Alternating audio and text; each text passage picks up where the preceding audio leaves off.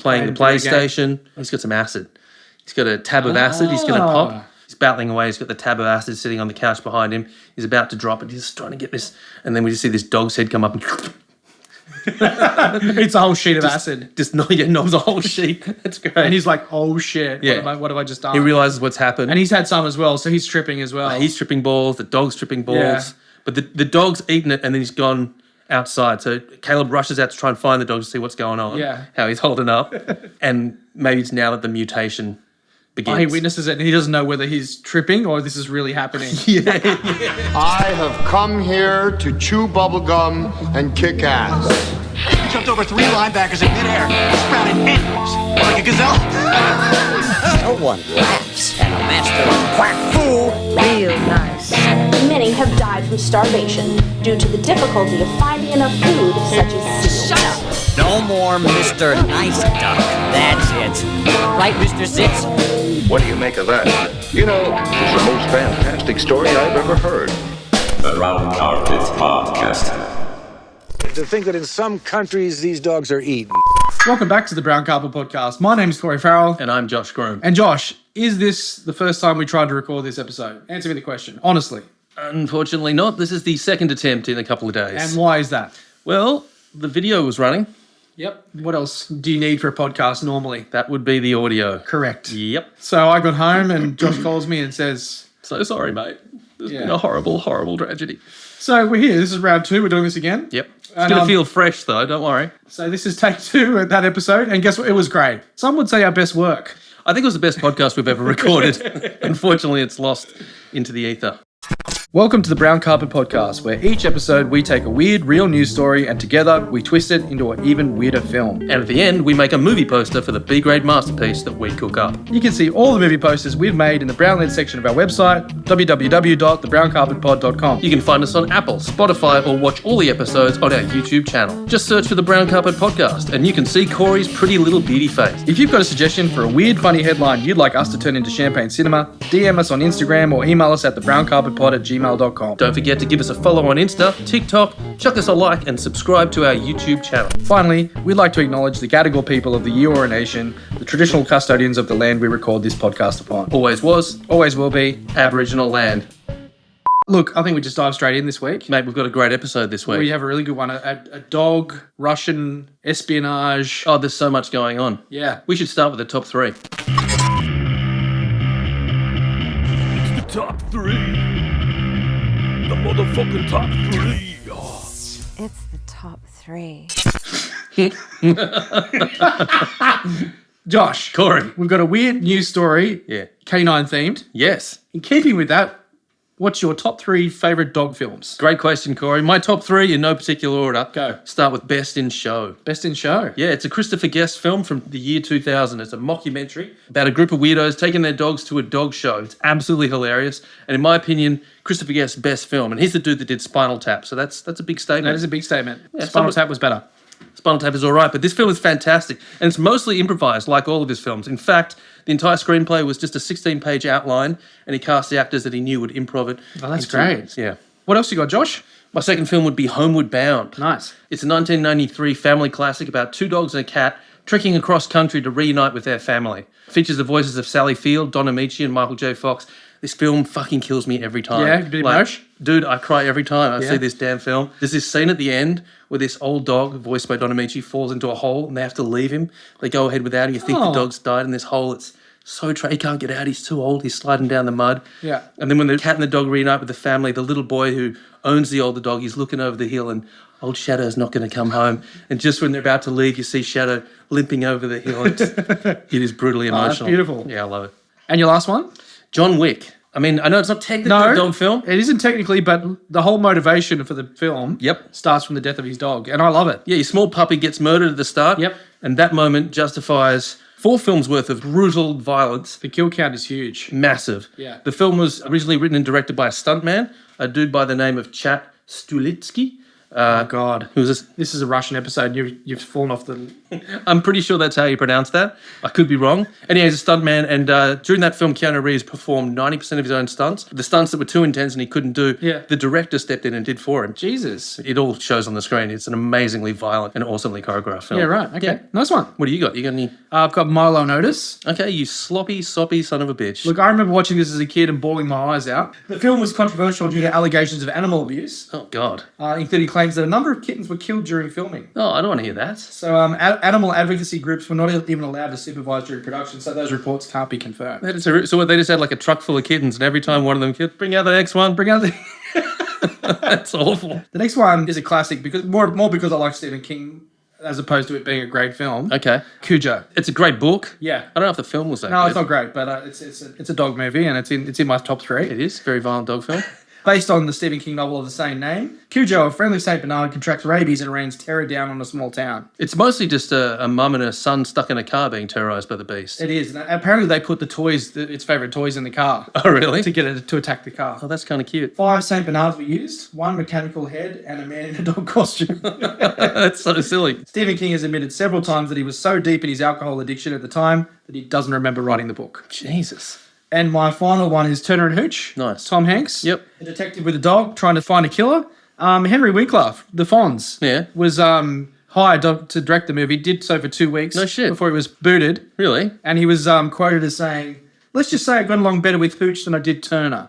So a bit of friction there between Hanks and the Fonz. Well, either that or he was fucking the dog. He was having sex with the dog. That's what I thought. So the Fonz is a dog fucker. You heard it here first. Yeah, dog sex. Yep. Henry Winkler likes to bone pooches. Speaking of dog sex, Josh, what is the weird news headline that we're going to turn into a movie today? Mate, this week's headline is a bit of a slow burn, actually. Yeah? Like it's a fairly simple headline, but I think it's got a lot of possibilities. Okay, hit me.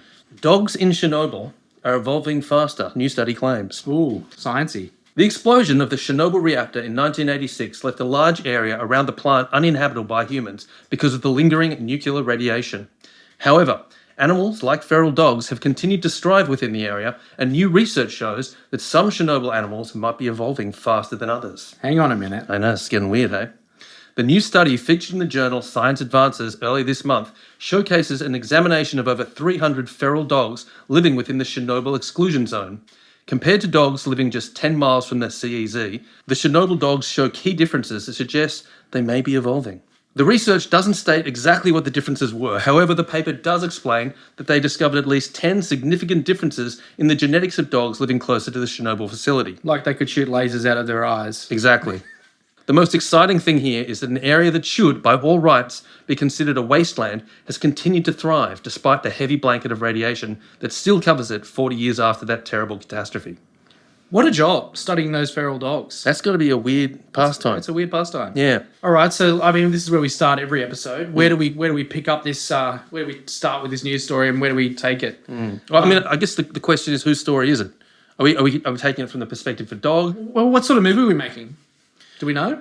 I mean, this is dark territory. Romeo and Juliet, Toxic Avengers. Yeah, it feels a little bit that way. It feels like we could be walking into mutation territory. Yeah. There could be some strange...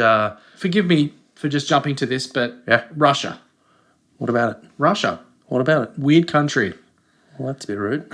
Weird people. Straight into the racism. Yeah. So when exactly do you think we come in? Like how... Let me paint a picture. It's dead trees, no birds. We pan down, and there's an empty road. Walking down the middle of the road, this bull mastiff. Heavily overweight, and it's not in a good way. Yeah. It's got, like, swollen eyes, open sores, foaming at the mouth, staggering along.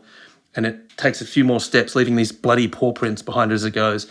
The poor thing collapses on the side of the road. Yeah. Starts wincing and howling in pain and begins to give birth. Oh, it's pregnant. So it's not just fat. Right, okay. It's pregnant. It starts pumping out a litter on the side of the road there. So pumping out a litter? Yeah. Is that the medical term? That's how dogs give birth, mate. So it evacuates this squishy pile of blood and goo and stuff. Yeah. And this of the litter, they're all fucking dead except for one.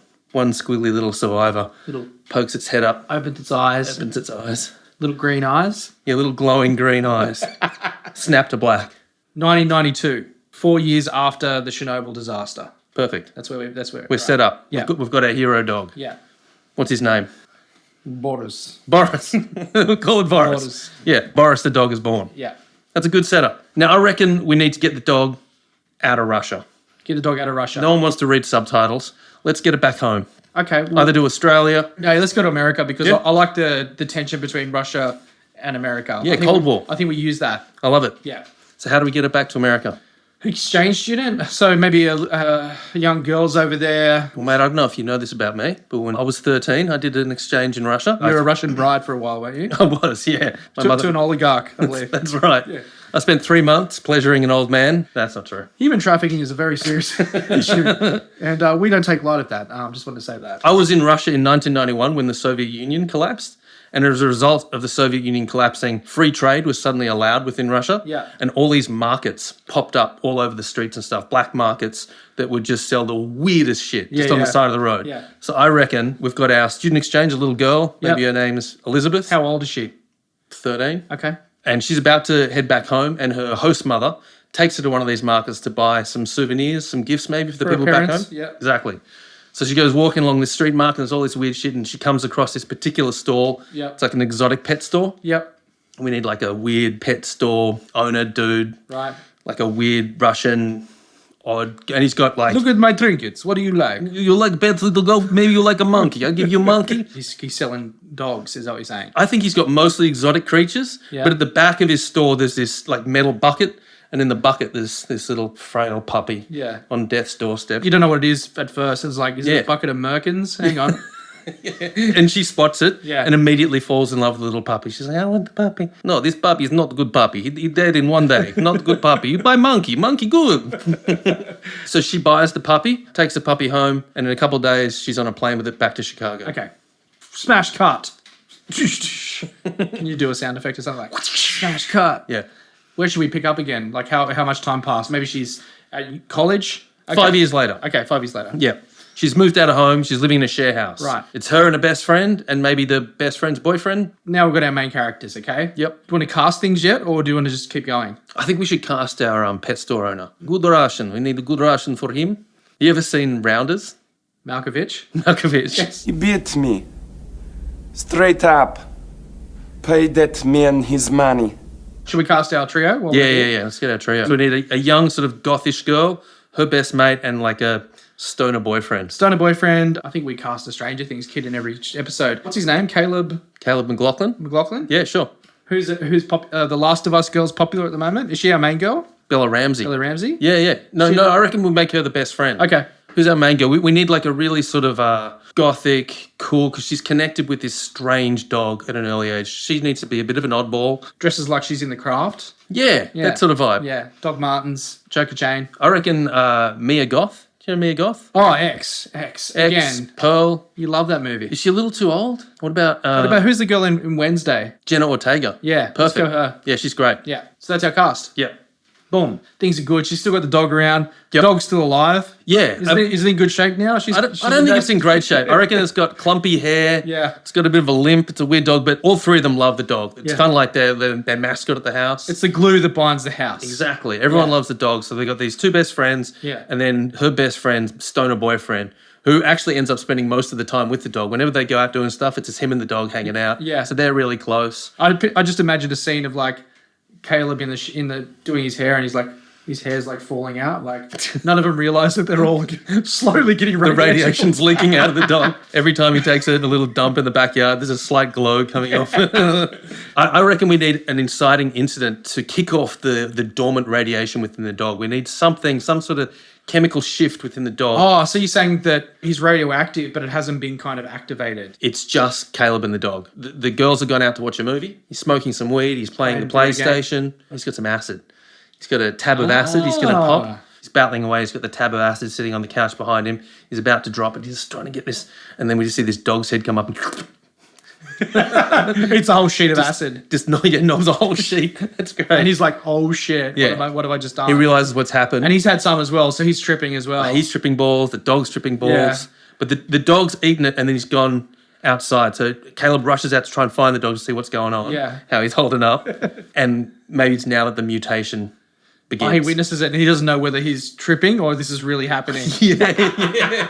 Like his brain is kind of like the walls are moving and the dog's moving. It's all fucking going sideways for him. He's like... And I say we do it like old school prosthetics. American Werewolf in London, where it's like stop motion, arms breaking and extending and teeth lengthening. So I reckon as the dog mutates, it becomes like this super muscular. The claws go longer, the teeth go longer. Yeah. You ever seen Critters? Yes. They're these little furry aliens that ball up and they roll, and then they can shoot spines. Yeah. These little darts. I reckon. Oh, he's got on his back? Yeah, he gets these spines on his back, these little sharp, jagged spines all protrude out. Love it. Becomes like this creature kind of like, but now super powerful. It's achieved its final form. And you know what else? What's that? Super horny.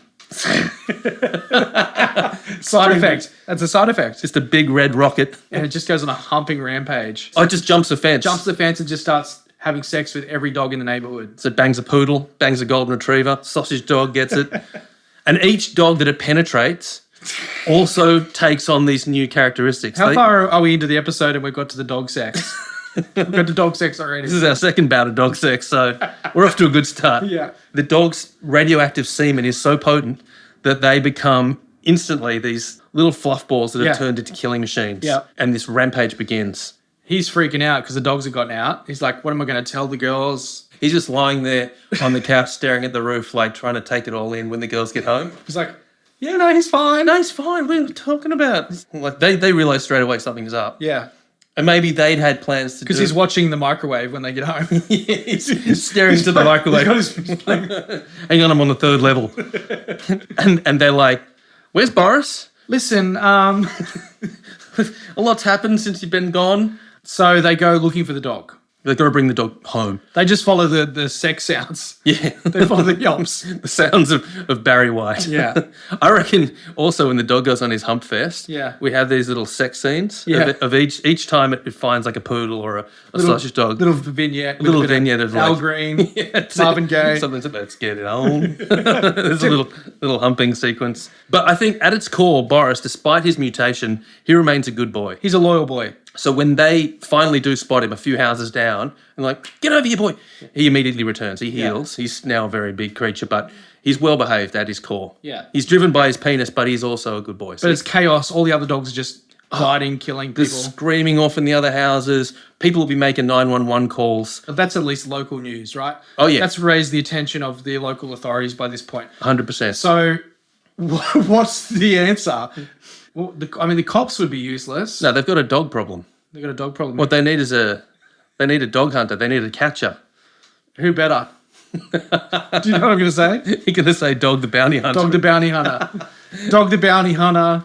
They bring him in as an elite dog catcher. Yeah. Exactly how he looks in real life. You know, he's got the speed dealers. Yeah. The mullet. The blonde curly mullet. Sure. And he goes out, he's all full of confidence and he's got his gear and he's ready to go. Yeah. And I reckon he's immediately killed by these dogs.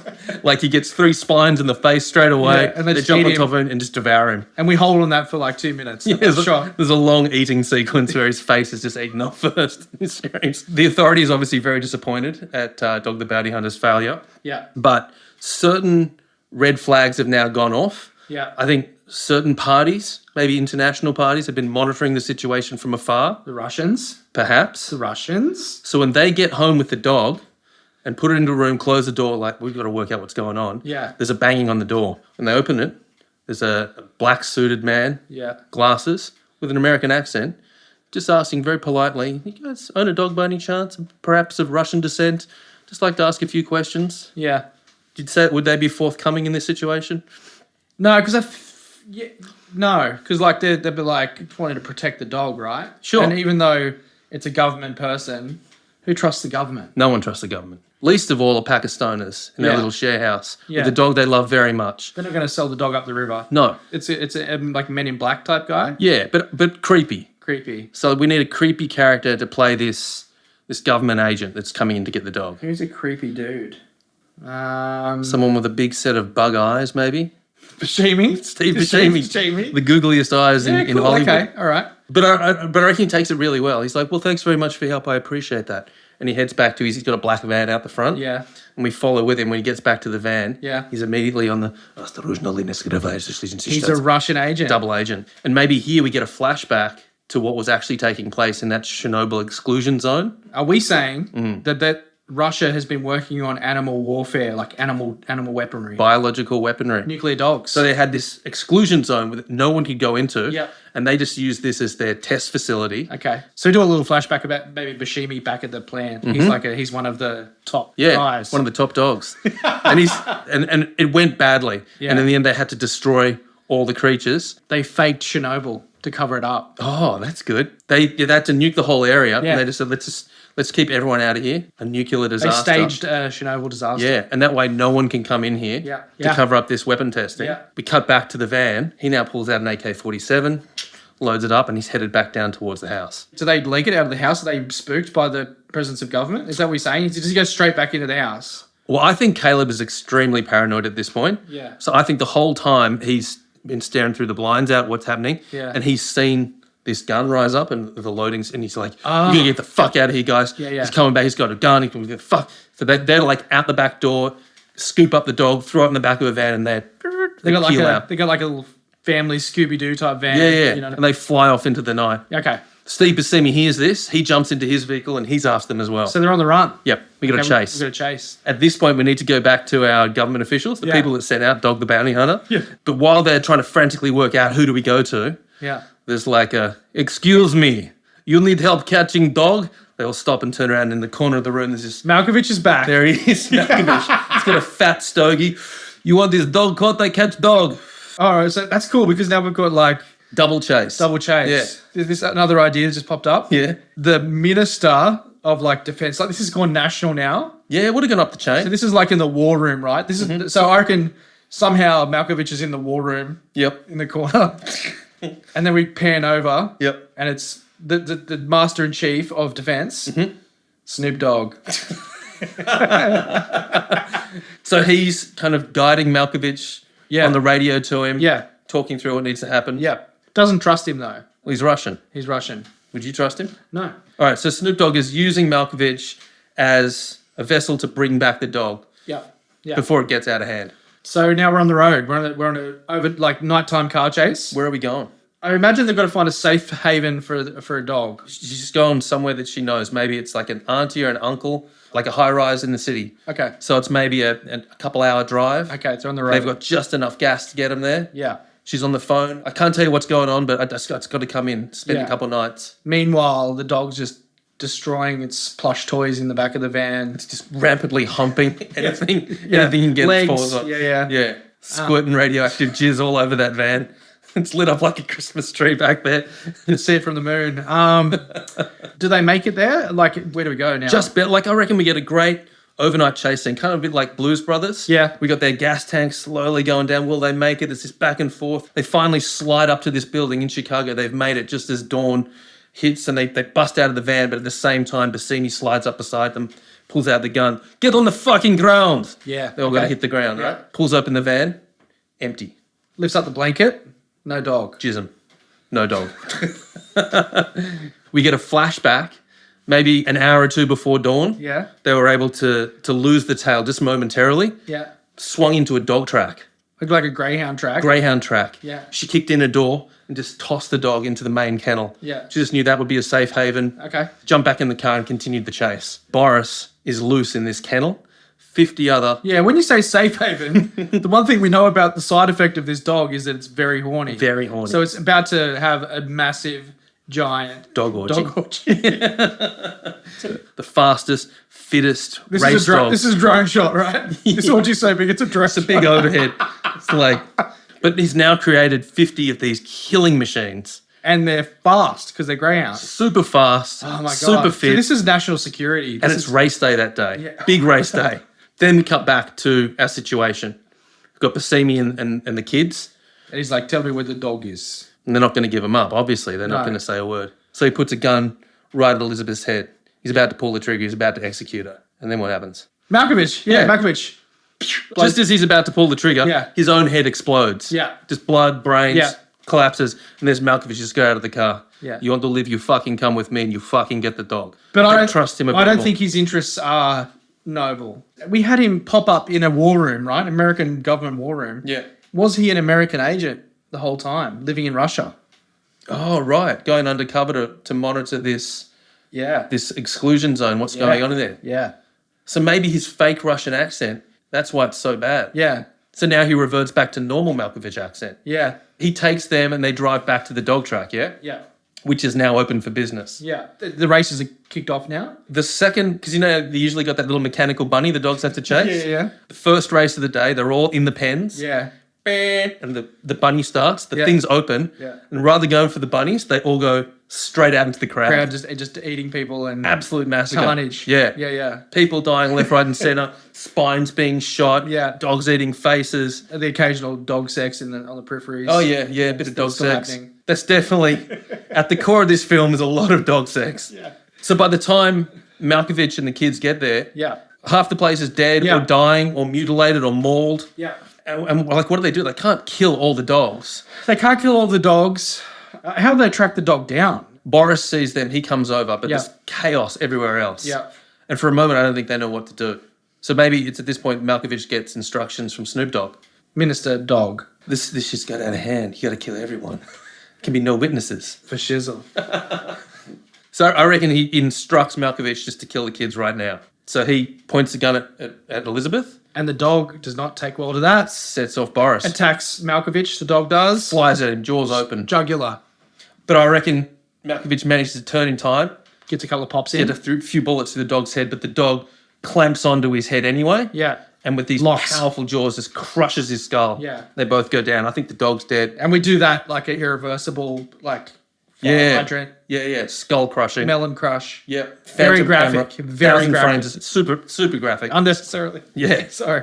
Now we're left with these 3 kids and absolute carnage. Yeah. Snoop Dogg's still talking over the radio. And then maybe they overhear him say, just neutralize the whole area. Nuke the whole area. Send in the napalm. Bomb the whole area. That's when the F-16s come over. Yeah. So they're like, the kids just leg it. Yeah, right. Slow motion running from the thing. Yeah. This fire just pours down, just like apocalypse now style. Yeah. Just like slow motion explosions, these kids running out of Yeah. it. Kids make it out just barely, singed or whatever. How do we end it though? I mean, So I reckon at this point we cut maybe a few blocks away because, the dog park's maybe out in a bit of an industrial area, but like the closest house to it maybe, there's a window, a bedroom window, and there's a little boy standing on his bed and we can see in the reflection of the glass all the fire. He's just watching like, oh my God, what the fuck just happened? Yeah. And he hears this coming from just outside the window. little puppy. He pulls open the door and there's a little puppy sitting on the ground. And he just reaches down and picks up the dog. It's a shot from the other end, the other side of the dog. Oh, yeah. Over the shoulder. Yeah. And he's like, hold the dog, and you see the green glow on the kid's face. Yeah, right. The glowing eyeballs. Yeah.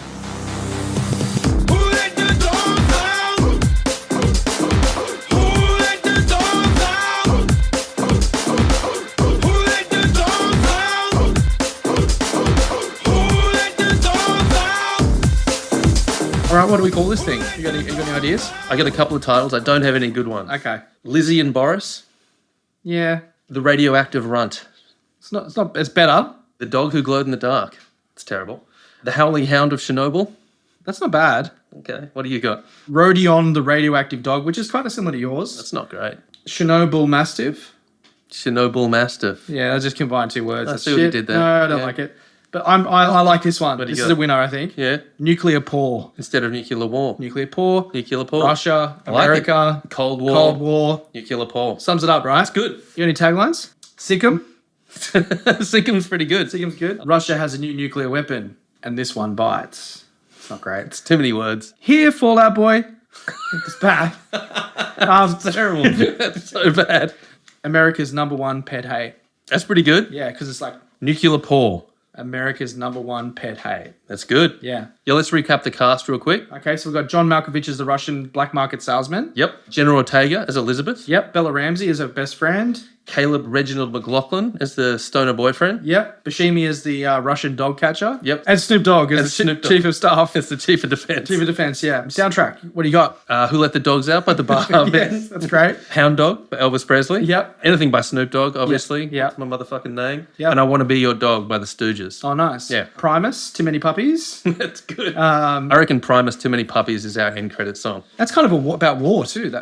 It's perfect. Yeah. Nuclear Paw. That's good. I love it. I'd watch that film. Yeah, cool. All right. Well, that's a film. Kind of a weird one. Lots of dog sex. A hell of a lot more dog sex than I expected. I don't think there's enough dog sex in cinema these days. It really is lacking these days in modern cinema. I agree. Let's bring it back. Until next time, don't forget to flush. See you, cunts. I have come here to chew bubblegum and kick ass. He jumped over 3 linebackers in midair, sprouted ankles like a gazelle. No one laughs at a master of quack fu. Real nice. Many have died from starvation due to the difficulty of finding enough food, such as seal. Shut up. No more Mr. Nice Duck. That's it. Right, Mr. Sitz? What do you make of that? You know, it's the most fantastic story I've ever heard. The Round Carpet Podcast.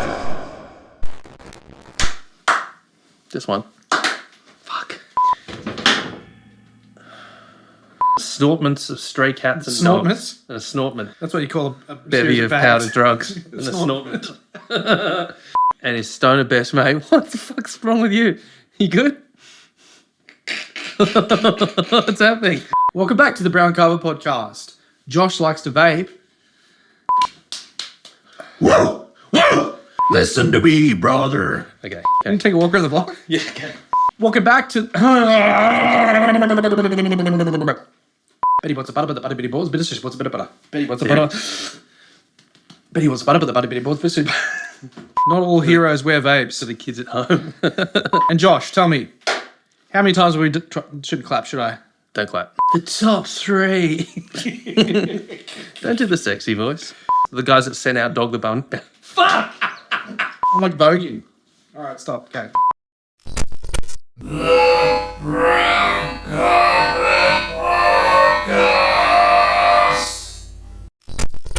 It's not cheating if you spread peanut butter all over your testicles and let your dog lick it off. Oh! Because it's your dog! Jesus Christ! Oh.